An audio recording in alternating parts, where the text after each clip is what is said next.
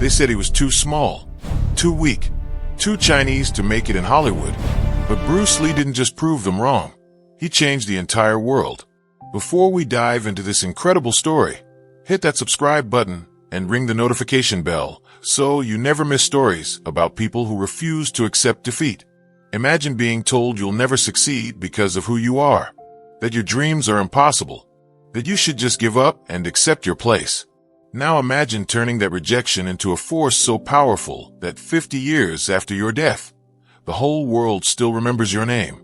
This is the story of how Bruce Lee became unbreakable, not through strength alone, but through his philosophy of water. And by the end, you'll understand why change isn't your enemy. It's your greatest weapon. Hong Kong, 1959. 18-year-old Bruce Lee stood on the docks, watching the city fade behind him. He was being sent to America, not as a champion, but as a troublemaker his family wanted out of sight. Bruce had grown up fighting in the streets of Hong Kong. He joined a gang, gotten into constant brawls, and worried his parents sick. His mother, Grace Lee, made a difficult decision. She gave him $100 and a one-way ticket to San Francisco. Go to America, she told him. Start fresh. Make something of yourself. But Bruce wasn't like other immigrants chasing the American dream. He arrived in Seattle with almost nothing, a few dollars, a suitcase, and a burning anger at the world. He'd studied Wing Chun Kung Fu under the legendary Ip Man, but in America, nobody cared about Chinese martial arts. This was 1959. Chinese people in America faced discrimination everywhere. They were seen as weak, submissive, suited only for laundry work or restaurant jobs. Bruce took a job washing dishes in a restaurant. The owner paid him pennies. His small room above the restaurant was cold and cramped. At night, he could hear rats scratching in the walls. He was alone in a foreign country, struggling with English, working a job that barely fed him. But something happened during those dark dishwashing days. Bruce began teaching Kung Fu in parking lots and parks. At first, only a handful of people showed up, mostly other Chinese immigrants. But slowly, Americans started coming. They'd never seen anything like his movements, his speed, his power. Your martial art is useless if it can't adapt, Bruce told his early students. A tree that cannot bend in the wind will break. It was a lesson his master Ip Man had taught him, but Bruce was beginning to understand it differently. By 1964, Bruce Lee had opened his own martial arts school in Oakland, California. He was 24 years old, married to Linda, and teaching Kung Fu to Americans, something that enraged traditional Chinese martial artists. The Chinese martial arts community had strict rules. You didn't teach outsiders. You didn't share ancient secrets with non-Chinese people. And you certainly didn't modify traditional techniques. Bruce broke every single rule. One day, a letter arrived at his school. It was a challenge from Wong Jack Man, a respected Kung Fu master sent by the Chinese martial arts community. The message was clear.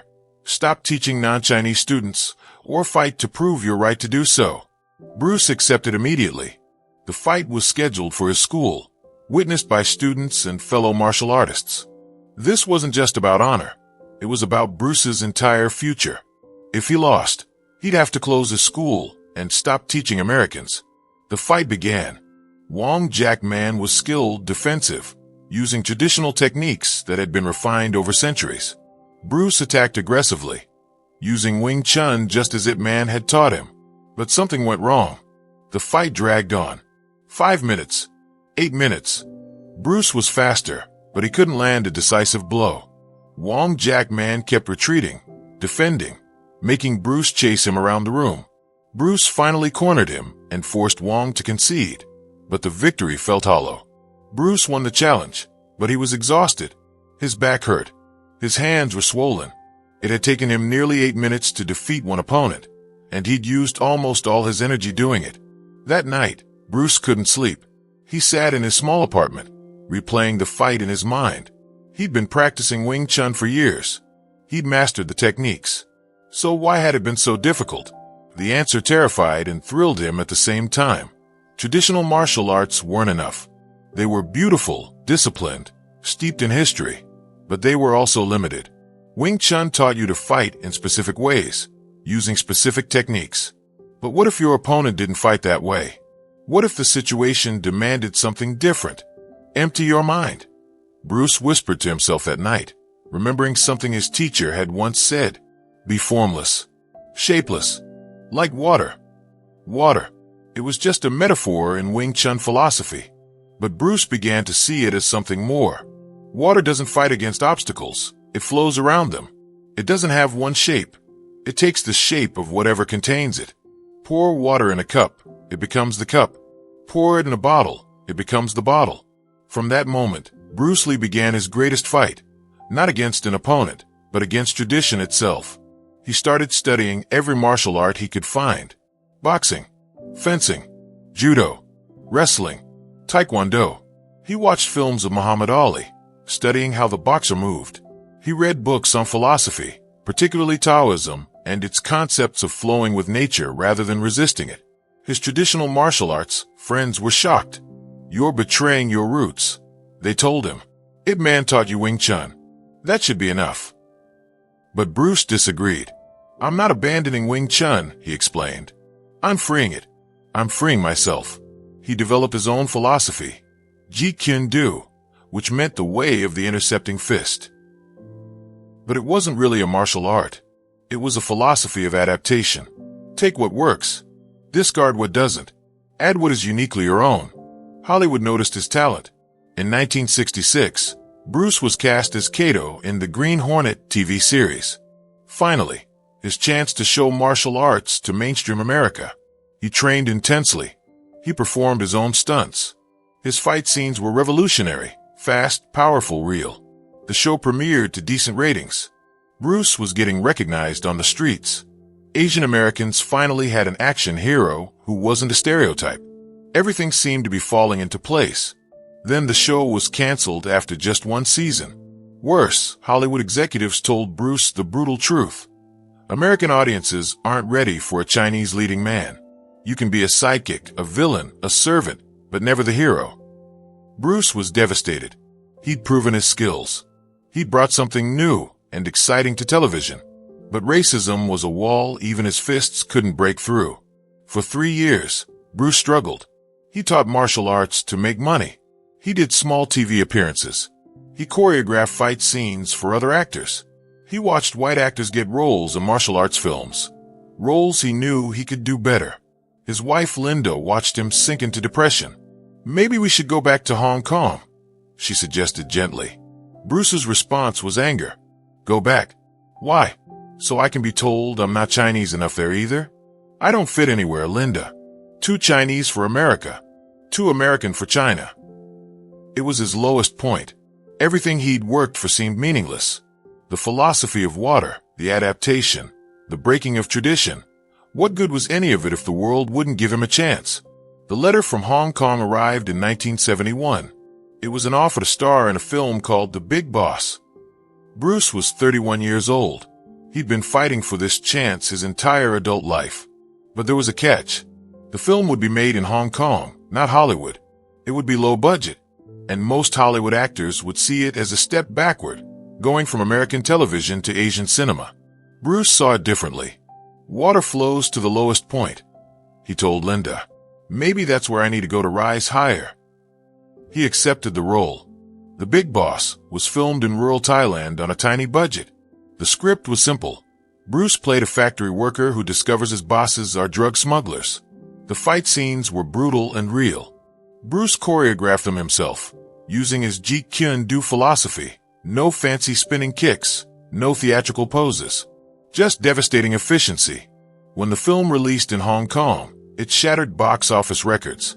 People lined up around entire city blocks. Theaters showed it 24 hours a day and still couldn't accommodate the crowds. Bruce Lee became an overnight sensation, not in Hollywood, but in Asia. His next film, Fist of Fury, was even bigger. Then Way of the Dragon, which he wrote, directed, and starred in. Each film broke the records of the one before. Finally, Hollywood called. Warner Brothers wanted to make Enter the Dragon, a martial arts film with a real budget, American distribution, and Bruce Lee as the star. The film that Hollywood said would never work. A Chinese man as the action hero, became one of the most successful martial arts films in history. It opened doors not just for Bruce, but for every Asian actor who came after him. But Bruce's greatest achievement wasn't the fame or the money. It was proving that change, adaptation, and refusing to be limited by tradition were the real sources of strength. Bruce Lee died suddenly in 1973, just weeks before Enter the Dragon premiered worldwide. He was only 32 years old. The world never got to see how much further he could have gone, but his philosophy survived him. Today, 50 years later, every mixed martial arts fighter in the world practices exactly what Bruce preached. Take what works from every style, adapt to every situation, and never be limited by tradition. Be water, my friend, Bruce said in a famous interview. Water can flow, or it can crash. Be water. What did he mean? He meant that change isn't weakness, it's the ultimate strength. The tree that refuses to bend breaks in a storm. The water that flows around obstacles eventually reaches the ocean. Think about your own life. How many times have you resisted change because it felt like giving up? How many times have you clung to the way things have always been, even when it wasn't working anymore? Bruce Lee could have stayed in Hong Kong, following traditional Wing Chun exactly as it was taught for centuries. He would have been respected, comfortable, and completely forgotten by history. Instead, he chose to be water. He flowed around the obstacles of racism. He adapted when Hollywood rejected him. He took from boxing, fencing, wrestling, anything that worked. He became unbreakable not by being rigid, but by being fluid. The lesson isn't about martial arts. It's about life. When the world tells you that you can't change, that you're too old to learn something new, that you should stick with tradition, remember Bruce Lee.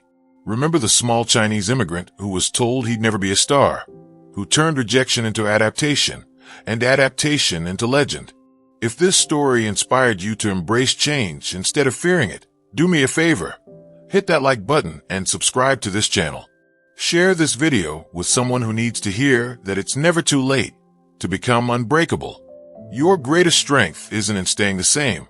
It's in knowing when to flow like water, when to crash like a wave, and never, ever letting anyone tell you that change makes you weak. Be water, my friend. That's how you become unbreakable.